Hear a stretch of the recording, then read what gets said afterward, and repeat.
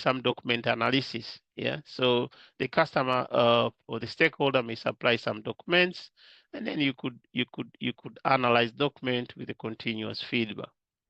So these are some of the techniques we use during requirement elicitation. So moving on, now the next stage after you have done the requirement elicitation is the high-level system requirement definition. Yeah. So, or sometimes we call HLSR. Yeah. High-level system requirement. So now, as per A-Spice, so I think you remember I mentioned about V-cycle and A-Spice. So V-cycle is the standard method, but A-Spice is come up with an element of improved process. Yeah, so we normally refer as an A-Spice. So now, for the high-level system requirements, so basically this one is slightly different from the requirement elicitation. So now you have a formalized and structured and traceable description of what the system must do. So that's the key aspect of it. So now, once you move into the high-level system requirement, you are talking of what that system need to achieve. Yeah. So just back to the heated seat example. In the heated seat example, the customer will just tell you, I need a mechanism or a feature to be able to heat or cool my seat when I'm in my vehicle. So which means if it's extremely hot condition, I want to cool my seat. And if is extremely cold condition, I want to heat my seat. So which means that the customer is just give you a descriptive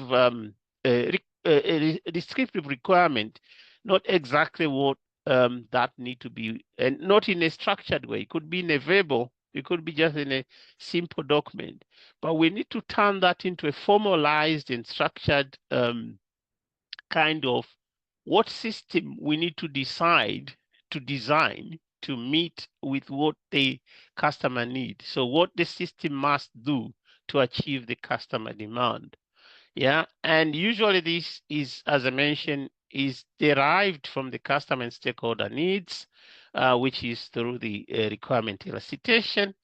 And again, the high-level system requirement is serve as the foundation for the system design and development. So this is the critical phase when we do our product design, the high-level system requirement definition, because that's the time where you will either get the product right or you get it wrong. So that's why you need to have kind of a good mechanism on how you capture your requirements and how you trace your requirement. How are the requirements traceable? Yeah, with the high level, which is the requirement elicitation, with the or stakeholder needs. Are they traceable to the downstream, which is the software requirement? So I'll showcase on how those two link together. Yeah. So as I said, they serve as a foundation of the system design development. So the high-level system requirement also ensure that your functionality and constraint, they are well-defined and traceable. Yeah, so the traceability is the key. And now there are several characteristics which high-level system requirement must have. So high-level system requirement must be clear. They should not be they should not be have any ambiguity. Yeah. So clarity of the requirement is very critical. What exactly the system should do on that requirement should be very clear. And they should be traceable. So the traceability, like I said, they should trace to the requirement is driven from the stakeholder need. So they should be traced to the stakeholder needs, depending on whichever they're being cascaded to you from the customer need. They could come from the regulations. They could come from the technical specifications or some survey. So they should be traced. How did you come up with the that system requirement? They should be traceable. And they should be traceable downstream to the software, because I will explain on how you decompose the system requirement into software requirement. And they should be testable. any system requirement, it should be testable. So you need to be able to verify, because during testing, you do the verification and validation that whatever the customer demanded, that system you have designed is able to meet that. And you can only verify that through testing. And also the requirement, they should be standalone. As we call it, they should be atomic. Atomic in a sense that you read one requirement is self-contained, which means by being atomic, they will make you achieve the testability. And they should be abstract. Abstract in a sense that they shouldn't tell you a lot of technical details on how the implementation need to be done. Yeah, so mainly the system requirement focus on what need to be done by the system, and the software requirement will come into the picture later. We'll talk how that need to be done. So which means that the system, high-level system requirements should be abstract, which means they don't need to go to the detail on how that should be implemented. So just to recap, so that you can get a clear difference between requirement elicitation and high-level system requirement. Like I said, first, if we look on the cap of the aspect, there's a purpose. So what's the purpose? The requirement elicitation, the purpose is basically you gather and capture stakeholder needs and constraints. And now you take that through high-level system requirement, you define what the system must do. So that's the key difference. This one is capturing, this is one define the system what need to be done. And this, the focus, if you look at the focus, the requirement elicitation focus on the need and expectation of the customer, where high-level system requirement focus on the functionality, performance, and constraint. So now here you talk more about what's the system, and here you talk about what's the need of the customer.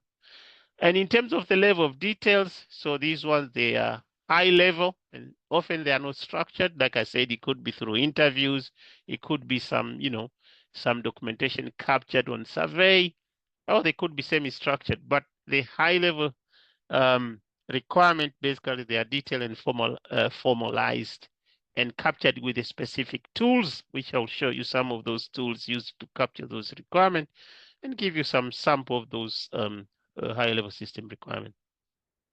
So what's the output from these two different things? Usually here you have a stakeholder requirement document, the SRD, and here you have the system requirement specifications. Yeah. And then again, the traceability in terms of how do we trace these requirement elicitation, usually is through the link with the interview, workshop, and regulations, whereas these ones, they traced with the needs and low-level requirements. And if we look into the stakeholders, so the stakeholders for the requirement elicitation, because this is more to the high level of the business, is the end user, or could be directly the consumer of the vehicles. It could be regulators, yeah, depending on whoever regulates your company. For the OEMs, it could be business stakeholders. Whereas for the high-level system requirement, now come down to the designing or engineering team, where you have system engineers, architects, and developers. So developers here, they are the ones who do the implementations. And just to give you the nature of the requirement, so like I said, the requirement elicitation is very abstract. We talk about, okay, the system shall be easy to use, yeah, but what exactly do we mean by that? So it wouldn't tell you in detail. The customer say like, okay, may say like, okay, oh, my system, I want it to be easy to use. So you need to translate that to a fact that, okay, the system shall be able to boot up within a specific amount of time. It could be that when you go to the vehicle in a couple of seconds, and you want to make sure that when you click start, it should be able to start within 1 second, or it could be maybe 5 seconds. Yeah. So this is more specific and it should be measurable. Just to give you one example of the requirement, for example, in a requirement elicitation phase, we may say that, okay, the customer or the stakeholder may say that the vehicle shall provide automatic braking. Yeah. So, but this is quite vague, it's quite high level. You don't know exactly what it means at the system perspective. So you need to translate that the system shall be able to engage the brake within, let's say, 200 milliseconds after detecting collision, to mitigate the risk. So that's the key difference. Now, moving on. So let's give you some intuitive requirement examples. How we define requirement. How does a requirement look like? So let's gonna give you some example which is very close to what I'm doing. So is electric vehicle powertrain system. So in electric vehicle powertrain system, let's say we may have requirement around the battery. So you can see this, the battery in the chassis, full battery here. So you may have a requirement which say, okay, the battery system must provide sufficient energy to meet vehicle range. So maybe the customer usually travel maybe 200 kilometer. So they may say like, okay, I need to have a surplus range. So which means they say like, okay, my vehicle or the vehicle you design, I want it to be able to do 300 to 500 kilometer. So this basically, we already turned this into high level system requirement. Yeah. So this is high level system requirements say, okay, we should have sufficient enough to do between 3 to 500 kilometers. So basically, you need to be able to travel, let's say, from Dar es Salaam to Morogoro with a single charge. Yeah, so you can cover that distance. So which means we need to have sufficient energy. And then you may have a requirement which you say that, okay, that's the battery. Now that's the range. But the thing is like what the voltages must operate. So we can have another requirement which you say that, okay, the battery should be able to work within 300 to 800 volts. Yeah. So which means in this case, just to give an insight, because I know that this course also involved into the power conversion, which means like if you are charging in a single phase AC at home, we normally the voltage is around 230. So, but we define that this electric battery vehicle need to do 300 to 800. So you can clearly see that in order to charge this vehicle with a single phase system in our homes, then you will need to have some sort of boosting. So we need to do the energy conversion because usually this is a DC, but in a single phase is AC. So which means we need to have an equipment which is AC to DC converter, but also we need to boost from 230 to 300 volts as a minimum, and we need to be able to boost all the way to 800. So it means in terms of the hardware, in addition to this requirement, we need to have the AC to DC converter, which we call rectifier. But rectifier is a term which is used, but usually we use something called it PFC, power factor correction, which is kind of an embedded is an embedded AC to DC converter with the HV DC converter. Yeah, so which means yeah, that could be a requirement, and you could have another requirement taking like, okay, imagine that I gave an example of charging with the AC, but we may want to charge with the DC. We may want to charge with a bigger power because we want to reduce the time of charging. So in that case, we could say that we need to be able to do rapid charging up to 150 kilowatt. As I think you may see in some area, especially on those big trucks, you could charge with even much more power. Yeah, so which means that the battery system shall support charging speed up to 150 kilowatt. Yeah, so that could be another requirement. You could have another requirement talking about when you are driving, going downhill with this vehicle, the battery should be able to take regen energy. Yeah, during braking, we may recuperate the energy and take those energy loss and convert those energy loss back to the in the form of kinetic energy, let's say through foundation braking, and convert that back to the battery. So the battery should be able to absorb that energy as well. So it's not only this taking from charging source like your AC to DC when it's packed, but during driving conditions while you are braking or going downhill, you should be able to absorb that energy. So yeah, you may have a couple of other requirements around uh, how the battery should operate. So you may say that, okay, the battery should be able to operate in minus 20 to 50 degrees C. So the idea is like when you design a system, you need to make sure that this system can be used worldwide. So you may have places like Siberia, Russia, the temperature they could drop all the way to minus temperatures, which means that your battery system should be capable to support that. You may have hot weather like in Dubai, India, and also in Dar es Salaam. So again, the battery system should have mechanism to support that. So you need to have a requirement which says, okay, I want to make sure that I'm having high active cooling uh, or heating to support different temperatures. And also, you may say that, okay, another requirement, it could be around the state of charge of the battery. So we may say that we need to monitor the state of charge of the battery. So the rationale for that is because you know that the customer need to know that how much energy left into the battery so that they can go and charge. You don't want your customer to be stranded. Also, you may want to monitor the state of health of the battery. You want to know that when the battery may need to be replaced, and monitor the temperature of the battery, because the battery they like to be in a specific temperature range. Otherwise, when they get too hot, they could blow or explode. So you need to regulate the temperature. So these are some requirements around battery, which is one of the key component within the HV electric vehicle system, powertrain system. Another key aspect is the motor, because once you have your battery, um, of course, in between you have inverter and then motor to drive the wheel, but you may have some requirement about electric motor, what the electric motor need to do. So it could have like the electric motor should provide a specific amount of power in order to derive a torque, which will give the certain speed to the wheel.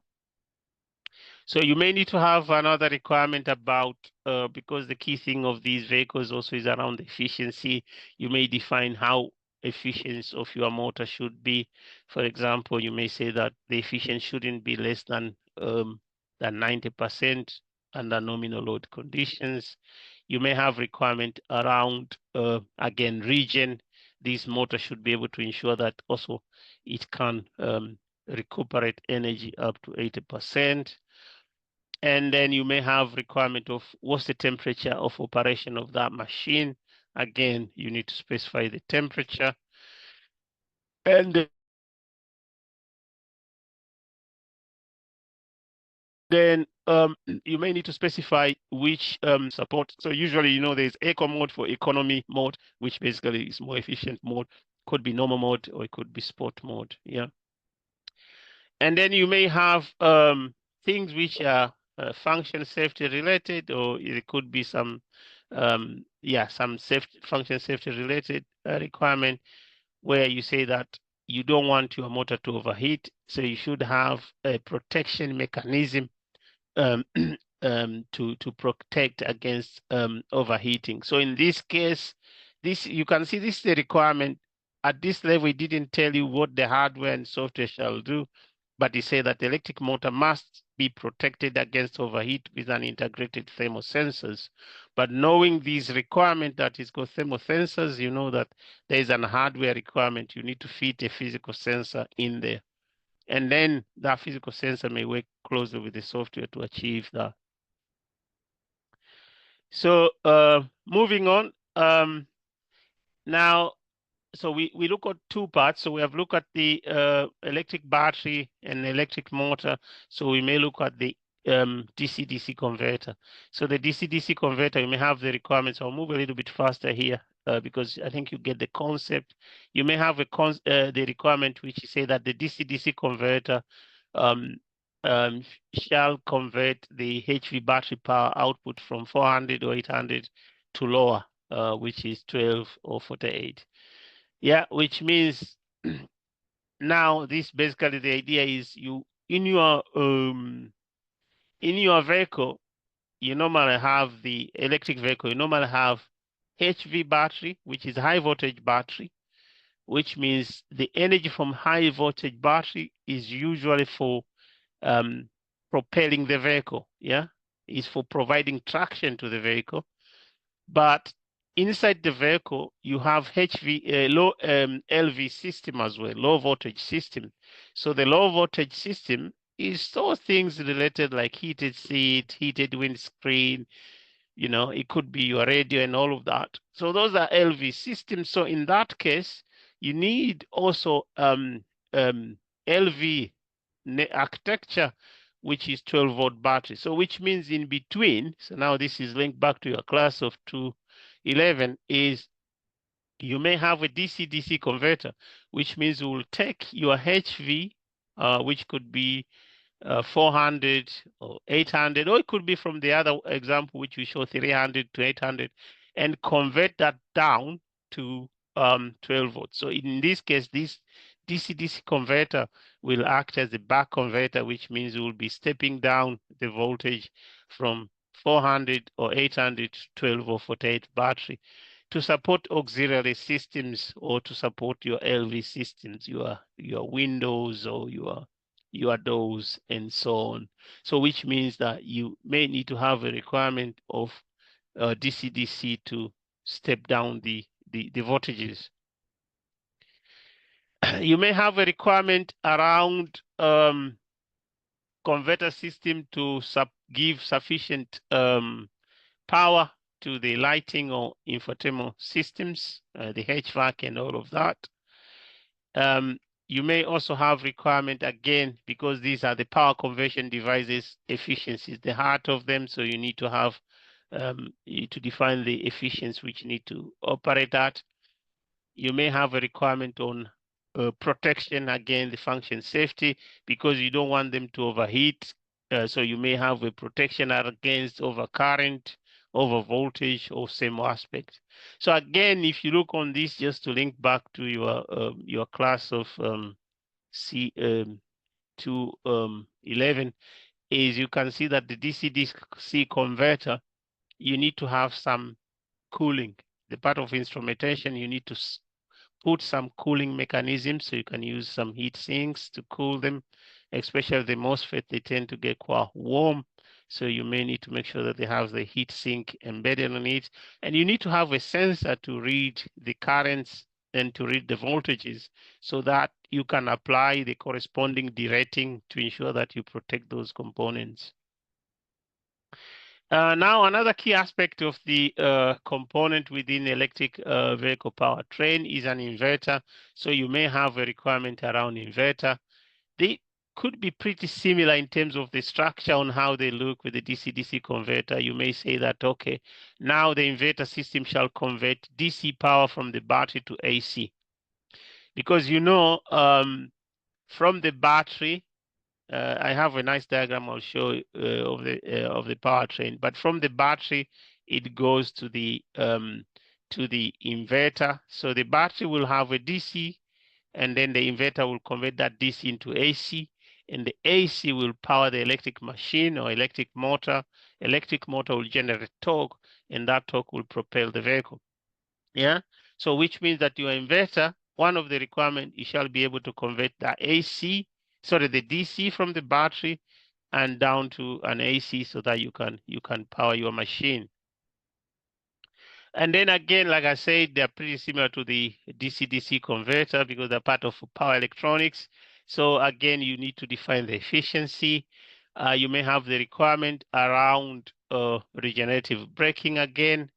And then you may have requirement around the operating conditions. You can see 42, minus 42 and 25.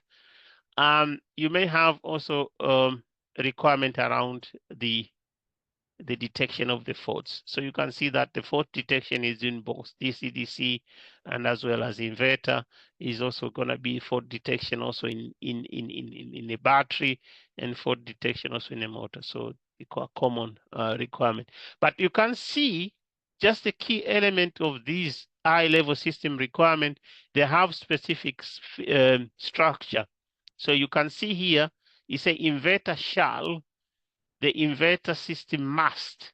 Yeah, so if you see must or shall, it means that requirement is not negotiable. It's a requirement that must be achieved, and you need to prove that you have implemented a system which achieved that requirement. On the other hand, if you say that investor system should, it means is nice to have, is not a must. So that's why, if you remember at the beginning of the talk, I talk about the structured way of doing these requirements. So, which means that you need to have a specific language on how they have been structured. And there is a guideline on how to write these requirements. There's something called boilerplate, where I give a standardized form of writing the requirement. So when you read the requirement,